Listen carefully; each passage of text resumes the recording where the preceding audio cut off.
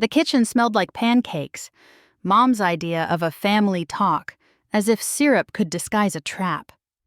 I sat at the oak table where I'd done homework and birthday breakfasts, keeping my face still. Dad, Graham Whitaker, sat across from me in his weekend polo, relaxed like a man about to be firm. Ethan, my older brother, checked his watch every few seconds. Paige sat with her arms crossed, nails tapping a metronome of judgment. Mom stayed at the sink, scrubbing clean plates. "Elena," Dad said, full name, boardroom voice. "We're concerned about your choices." "Your lifestyle," Mom added. I lifted my chipped mug. "You mean my work?" Ethan scoffed. "Your laptop hustle." "Freelance web development," I said. Paige didn't blink. "People ask what you do. Ethan has a firm, I have a title, and you're still in that little apartment doing whatever." Dad set a thick folder on the table. The papers looked official, like they could rewrite me. 3 years since graduation, this freelance computer thing isn't a real career. Mom finally turned, dishcloth clenched. "So we're cutting off your allowance. No more monthly deposits, no more emergency access. You need the real world." I stared at her. Allowance, as if I'd been living on it. "And," Dad continued, "Ethan will interview you at Whitaker Financial, entry level, a proper start, but only if you quit the computer hobby and commit." Ethan arranged his face into something like mercy. I let a beat pass. "Before I answer," I said, "why now?" Paige exhaled. "Because we're tired of covering for you." My phone vibrated against my thigh, an incoming call perfectly timed. "I need to take this," I said. "It's about my taxes." I answered and tapped speaker.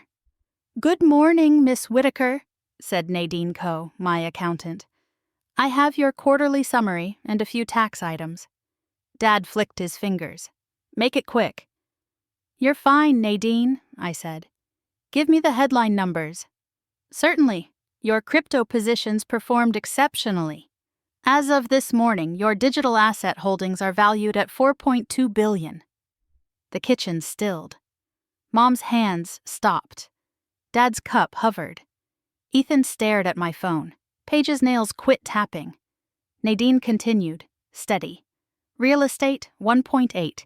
Tech equities, 2.3. Including your operating companies and the conservative sleeve, total net worth is approximately $8.7 billion.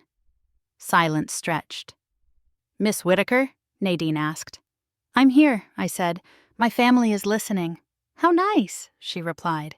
"Then congratulations again on the Riverfront Center acquisition. Owning the complex will simplify lease renewals. I've booked Monday with counsel to adjust the structure before the deadline."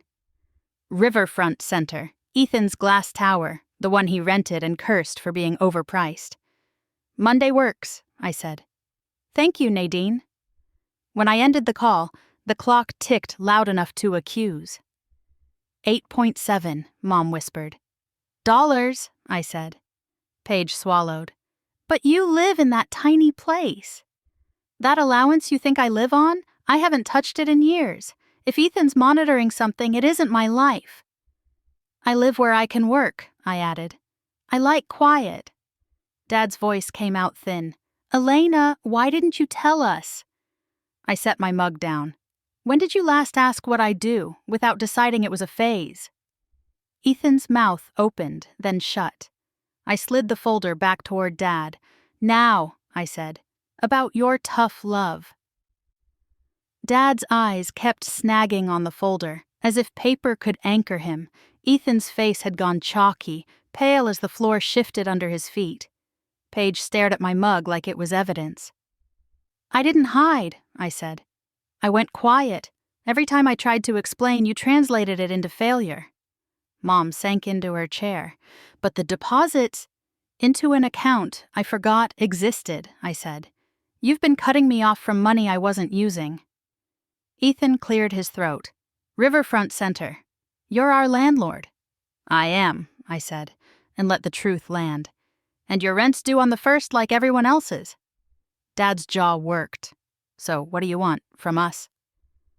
I looked at the faces I'd grown up reading for weather. Respect, curiosity.